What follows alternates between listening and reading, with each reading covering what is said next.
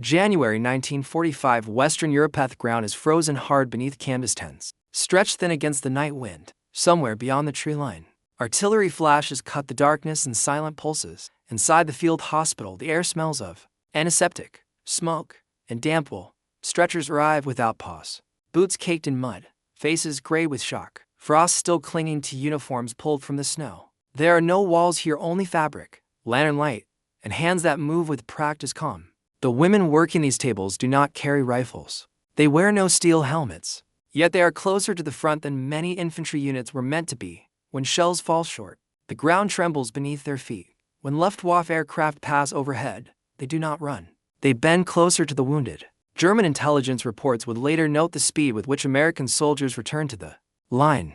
What those reports did not initially understand was where that endurance was being forged quietly, methodically. In places like this, here, the battlefield has no weapons, only discipline, only resolve, and something the German high command had not planned for. Long before American nurses found themselves working beneath artillery fire, their presence had been shaped by a military doctrine formed in a very different world. In the years before the Second World War, most armies viewed nursing as a gregarious service. Hospitals were fixed, front lines were stable, medical care followed the battle, never alongside it. In Europe, this assumption had held true during much of the First World War, where trench warfare created predictable zones of danger and relative safety. The United States entered the new war with similar assumptions but with vastly different resources.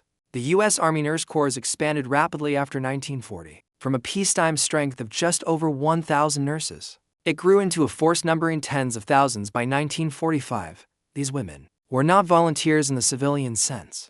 They were commissioned officers. They trained under military discipline. They studied triage, shock management, blood transfusion protocols, and mass casualty response. What set the American system apart was scale and planning. U.S. war planners anticipated a conflict defined by movement rather than static fronts, armored formations, amphibious landings, airborne operations. Each demanded medical support capable of moving as fast as the troops. To make this possible, the U.S. Army invested heavily in mobile field hospitals, evacuation chains, and standardized medical procedures that could be applied anywhere in the world. Nurses became an essential component of that system. Unlike many European armies, the United States placed trained nurses directly into evacuation hospitals and surgical units, rather than limiting them to long-term recovery wards. These facilities were designed to operate within miles, sometimes yards of active combat. Canvas tents replaced stone buildings. Generators replaced permanent power lines. Equipment was packed to be dismantled and moved on short notice. This was not accidental. It was doctrine. By 1942, American planners understood that speed saved lives. The faster a wounded soldier received plasma, surgery, and antibiotics, the greater his chance of survival and return to duty. Nurses were trained not only to care, but to function under chaos, low light, constant noise, sudden influxes of hundreds of casualties. Meanwhile, German military thinking followed a different path. The Wehrmacht's medical system was competent, disciplined, and well-organized, but it remained anchored to assumptions inherited from earlier wars. Women were expected to serve well behind the front. Medical facilities were expected to be relatively secure. The idea that large numbers of female medical personnel would operate continuously under fire was not central to German planning. This difference would matter more than either side initially realized. As American forces prepared for large-scale operations in North Africa, Italy, and eventually Western Europe, nurses were already embedded in the machinery of advance. They trained knowing they would hear gunfire. They packed knowing they would move often. They accepted commissions knowing evacuation was not guaranteed. At this stage of the war, none of this was visible to the enemy. German intelligence saw American industry, American aircraft production, American armored numbers. What it did not yet see was how deeply medical resilience had been built into the U.S. war machine, and how that resilience would soon appear closer to the front than expected. And that realization would only come once the fighting itself began to move. When American forces began to appear on multiple fronts in 1942 and 1943, the German high command evaluated them through familiar lenses: industrial capacity, air power, armor, logistics. Medical services were considered but largely as a technical support function, not a psychological or operational factor. German intelligence assessments assumed that American medical infrastructure, like that of most armies, would remain behind the main line of resistance. Hospitals would be distant. Staff would be rotated. Frontline endurance would depend primarily on manpower reserves rather than rapid recovery. These assumptions were reasonable by old standards. What German planners underestimated was how completely the nature of war had changed. Blitzkrieg had destroyed static fronts. Allied counteroffensives embraced the same mobility. Battles now flowed across entire regions in weeks rather than years. Under these conditions, a wounded soldier who could not be treated quickly was not merely lost, he was permanently removed from the campaign. The American response to this reality was systemic. By the time of Operation Torch in North Africa, U.S. evacuation hospitals were moving with advancing forces. Surgical units were positioned closer to combat zones than German doctrine considered prudent, and within those units, American nurses worked shifts that stretched far beyond peacetime medical norms. From Sicily to mainland Italy, this pattern intensified. Mountain fighting, poor roads, and constant air threat forced hospitals into exposed positions. Nurses slept near operating tables. Equipment was camouflaged. Blackout procedures were enforced not only at night, but during daylight air alerts. German aerial reconnaissance occasionally photographed these facilities. Intelligence officers noted their proximity to the front but misinterpreted their function. The presence of women suggested rear area installations, not frontline medical hubs operating at full capacity. This misreading extended to morale assessments. German reports often described American troops as well-equipped but inexperienced, reliant on material advantage rather than endurance. What those reports could not easily measure was recovery time. A wounded soldier returning to duty in days instead of weeks altered unit cohesion, manpower stability, and operational tempo. In Normandy, this difference became impossible to ignore. After June 1944, American evacuation hospitals followed the advance inland almost immediately. Nurses worked under conditions that violated pre-war expectations, shell fire within audible range, hospitals hit by stray bombs, casualties arriving faster than facilities could expand. Some German officers, interrogated later as prisoners of war, remarked on the speed with which American units regained strength after heavy fighting. At the time, many attributed this to sheer numerical superiority. They were only partially correct. Behind the lines but closer than expected, an uninterrupted chain of care moved wounded soldiers from battlefield to operating table in hours. Plasma was administered. Penicillin reduced infection rates dramatically. Shock was treated aggressively. Nurses monitored, stabilized, and prepared patients for evacuation or return.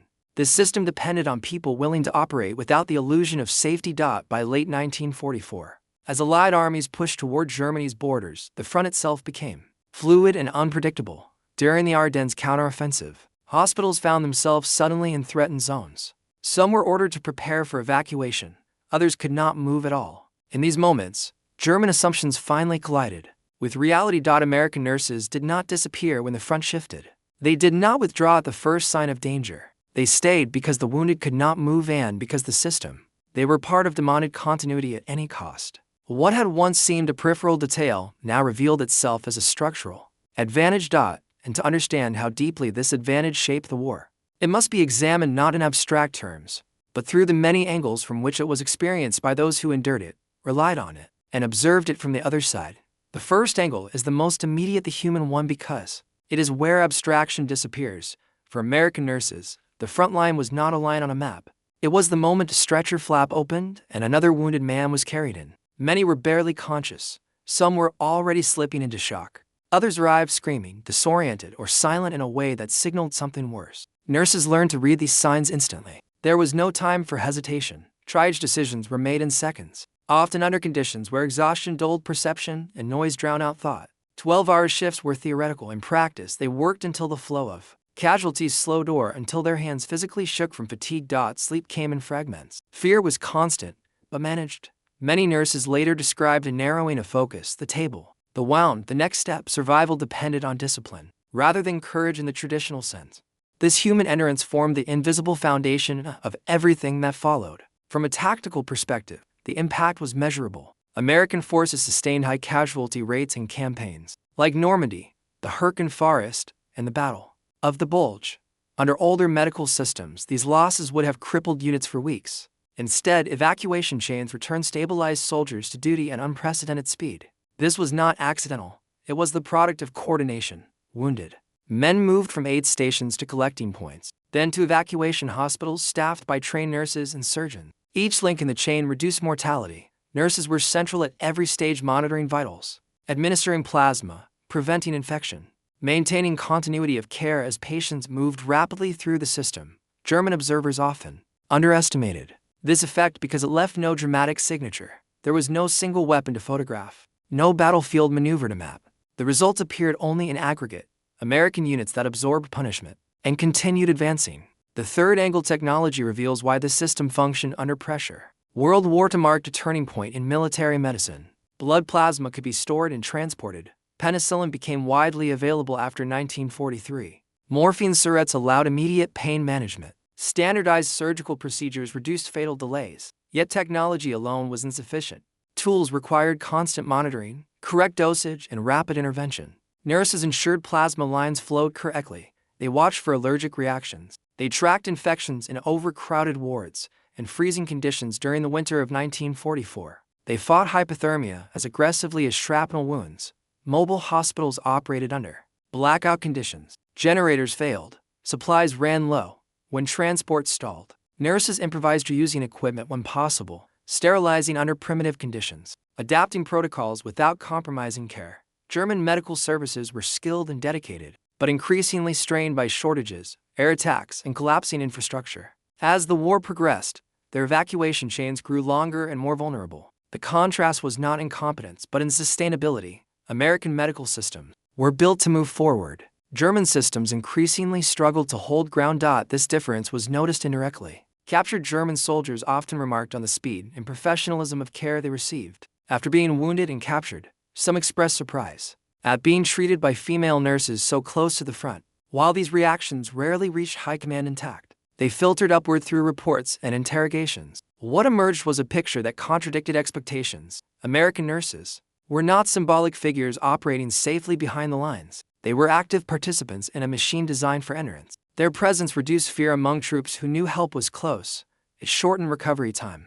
It preserved fighting strength. By the end of 1944, this quiet advantage had compounded across entire armies. And yet, this was only one half of the story. Beyond human endurance, tactics and technology lay deeper layers: leadership decisions, enemy perception, and moral dimensions of a war fought without weapons in places no one had expected to become battlegrounds. The fourth angle emerges from leadership, not in speeches or battlefield commands, but in decisions made far from the sound of guns. American medical leadership understood that nurses were not auxiliary figures. They were load-bearing components of operational planning. This understanding shaped deployment orders that placed evacuation hospitals closer to the front than conventional wisdom advised. It shaped supply priorities that protected medical transport even when fuel and trucks were scarce.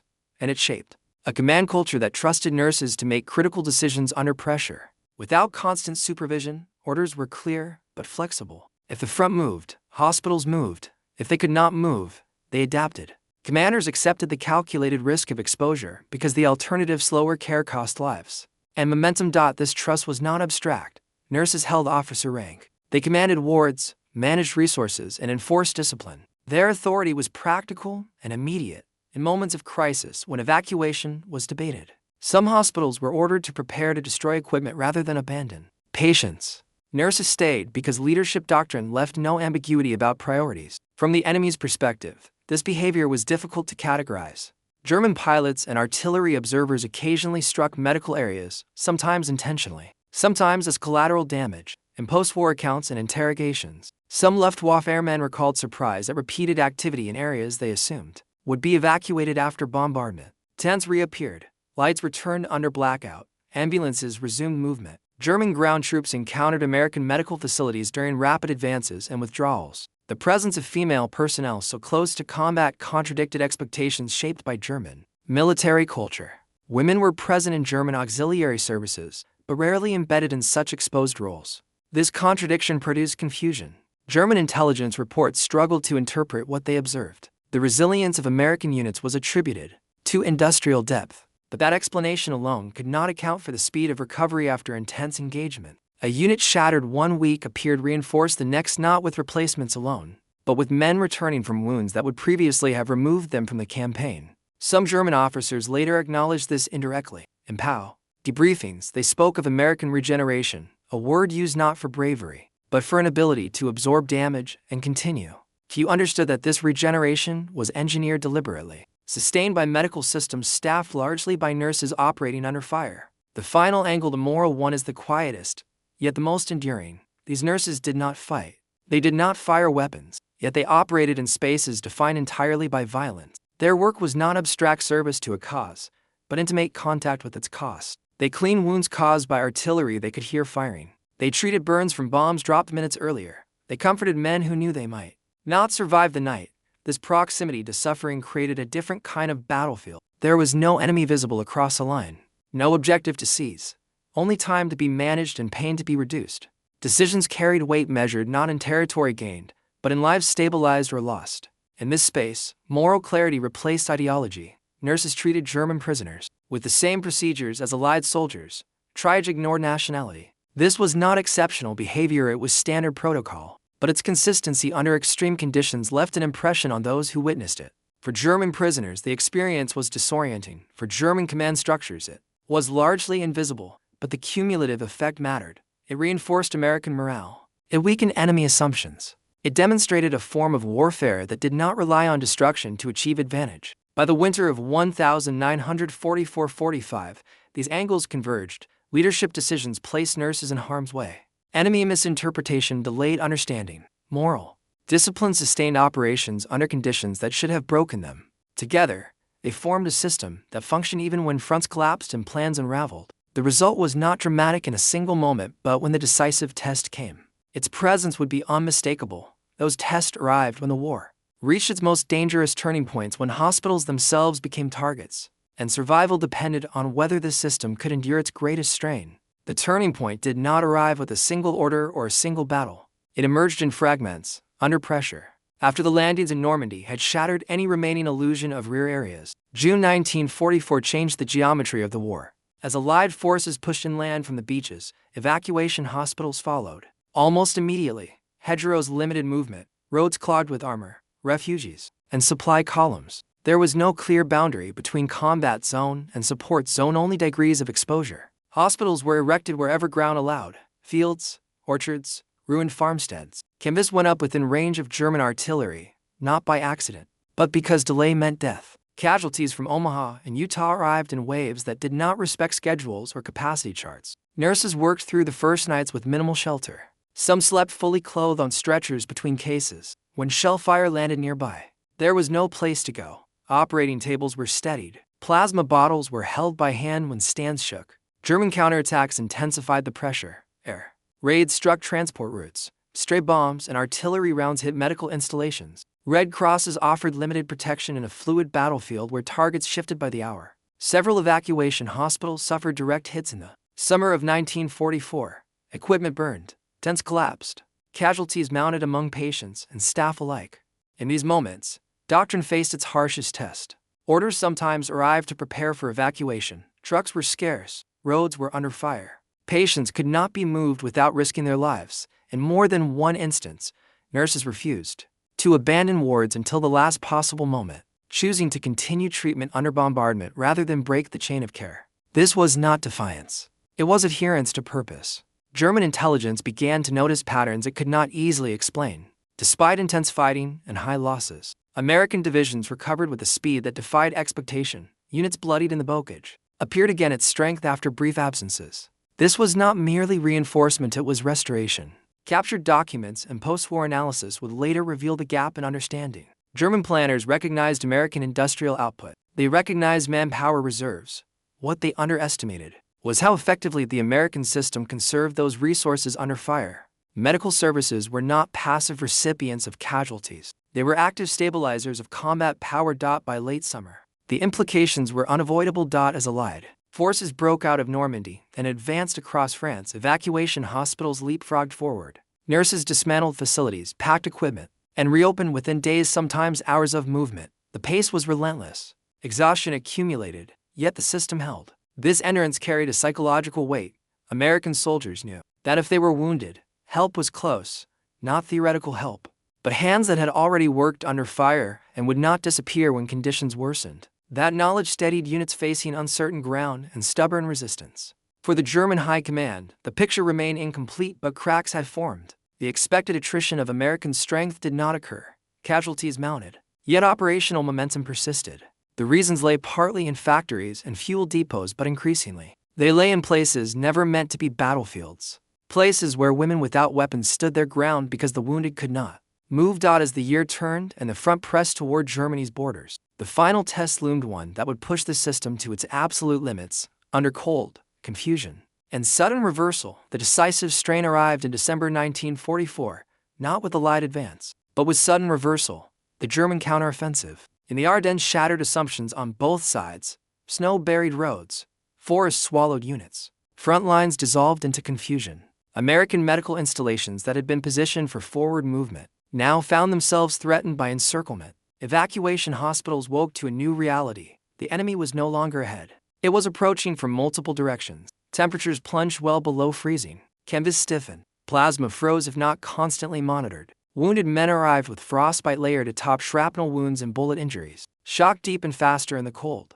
Time compressed brutally. Nurses adapted or failed. There was no third option. Lighting was reduced to minimum levels to avoid detection. Sterilization became a constant struggle as water froze and generators faltered. Nurses worked wrapped in blankets, cutting them away when patients arrived, then pulling them back on between cases. Hands cracked and bled. Fatigue became physical weight. In several locations, evacuation orders were issued and then rescinded.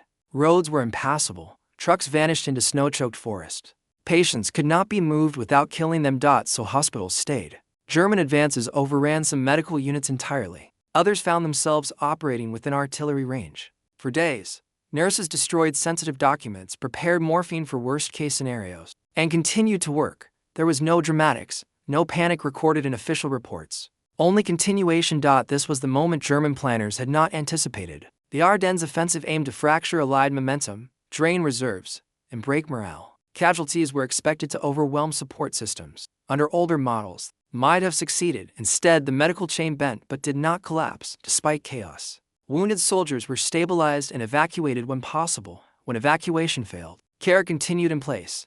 Within weeks, American units that had absorbed the initial shock regained operational cohesion. The offensive stalled not only because of fuel shortages and air power, but because the human material it sought to destroy proved recoverable. German intelligence assessments after the failure of the Ardennes offensive reflected frustration and disbelief. Reports noted American endurance under conditions that should have produced collapse. What they could not fully articulate was why. The answer lay partly in logistics, partly in command discipline, but also critically in the presence of trained nurses operating where doctrine once said they should not be. By January 1945, as the front stabilized and Allied forces resumed their advance, evacuation hospitals moved forward again. Snow melted into mud, the pace resumed, nurses packed, relocated, and reopened as if the crisis had been an interruption rather than a breaking point. For the German high command, the realization came too late.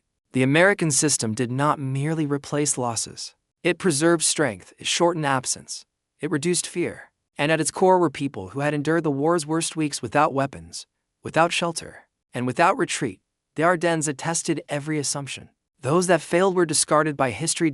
And as Allied forces crossed into Germany itself, the consequences of this endurance, strategic, psychological, and human, became unmistakable in the war's final phase. By early 1945, the outcome of the war in Europe was no longer in doubt. What remained uncertain was how quickly it would end and at what cost. In that final phase, the consequences of what had unfolded in American field hospitals became fully visible. German forces, retreating across the Rhine and into the heart of the Reich, faced shortages in nearly every category: fuel, ammunition, trained replacements, and medical support. Evacuation routes were broken by air attacks. Hospitals were overrun or abandoned. Wounded soldiers often waited days for treatment, if treatment came at all. In contrast, American medical units moved forward with the same rhythm that had carried them across France. Evacuation hospitals reopened behind advancing divisions within days. Nurses who had endured Normandy and the Ardennes now worked amid the ruins of Germany itself. The statistical impact was stark. American casualty survival rates improved steadily throughout the war, even as combat intensified. Soldiers wounded in early 1945 had a significantly higher chance of survival than those wounded in 1942, despite facing more lethal weapons. This was not because the fighting had grown gentler, it had not, but because the system supporting the wounded had grown more resilient. German analysts, reviewing the campaign after surrender, noted the imbalance. American units absorbed losses without corresponding collapse. Divisions that should have been exhausted continued operations. The expected attritional advantage never materialized. The role of nurses in this outcome rarely appeared explicitly in German documents, but it appeared indirectly in recovery rates, in POW testimony, in battlefield observations that described American medical activity under fire. Captured German soldiers treated in Allied hospitals often remarked on conditions they had not experienced within their own system by war's end: adequate supplies, consistent care, and medical staff who remained at their posts despite proximity to combat. These encounters carried psychological weight. They reinforced the impression of an enemy whose strength extended beyond weapons. For American troops, the effect was more immediate. Confidence in medical care reduced fear. Men advanced knowing that if they were hit, survival did not depend solely on luck. That confidence mattered during river crossings, urban fighting, and assaults against fortified positions. It did not eliminate fear, but it made it manageable. Asterisk nurses themselves rarely appeared in official communiques. Their work was measured in stabilized pulse rates, reduced infection counts, and stretchers emptied faster than expected. Yet commanders understood the value. Requests from medical units were prioritized. Protection of evacuation routes became operational considerations. By the time Allied forces reached central Germany, the medical chain was no longer an experiment. It was an accepted pillar of American combat power. The German High Command, fragmented and increasingly isolated, had no opportunity to adapt. Its assumptions about rear areas, about women's roles, about medical services as passive support had been overtaken by events. The war continued, but its character had changed. What had once seemed an invisible advantage now shaped the final advance. And as the guns began to fall silent, the full meaning of that advantage would extend far beyond the battlefield into policy, memory, and the future of warfare itself. When the fighting ended in Europe in May 1945, the silence did not arrive all at once. It spread unevenly across ruined cities, shattered units, and exhausted hospitals that continued to operate long after the last shots were fired. For American medical services, the transition from war to peace revealed what had truly been built. Demobilization orders reduced troop numbers rapidly, but evacuation hospitals remained active. Wounded men still required care. Prisoners of war passed through medical screening. Civilians, displaced and injured, flooded into facilities never designed for them. Nurses stayed on duty, their work shifting, but not diminishing. Only with distance did the scale of their contribution become clear. Post-war medical reviews showed that American casualty survival rates in World War II surpassed those of any previous conflict. Infections that once killed routinely were now controlled. Shock management had advanced dramatically. Rapid evacuation and frontline stabilization became accepted doctrine. Rather than innovation, these outcomes reshaped military planning. U.S. military formalized lessons learned during the war. Mobile hospitals became permanent features of force structure. Medical personnel, including nurses, were recognized as operational assets, rather than rear echelon support. Training emphasized readiness for exposure, mobility, and mass casualties. Under fire. Other nations took note. Allied and former Axis medical analysts studied American practices closely in the late 1940s. The conclusion was consistent. Modern warfare required medical systems that could function at the edge of battle, and those systems required highly trained nurses willing and empowered to operate there. Recognition followed slowly. During the war, nurses received decorations, citations, and promotions, but public attention remained limited. Their work did not lend itself to dramatic footage or triumphant headlines. After the war, however, institutional memory preserved their role.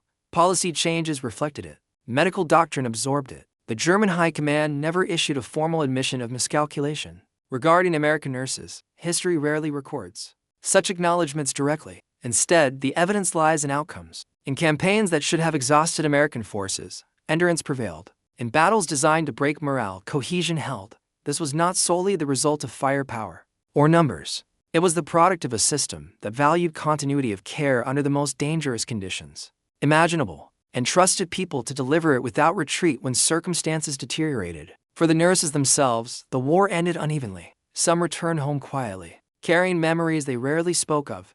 Others remained in service, shaping post-war military medicine. Many found that civilian life struggled to accommodate what they had seen and done. Their battlefield had no maps, no captured ground, only nights measured by pulse rates and dawns marked by who survived until morning. Yet their legacy endured.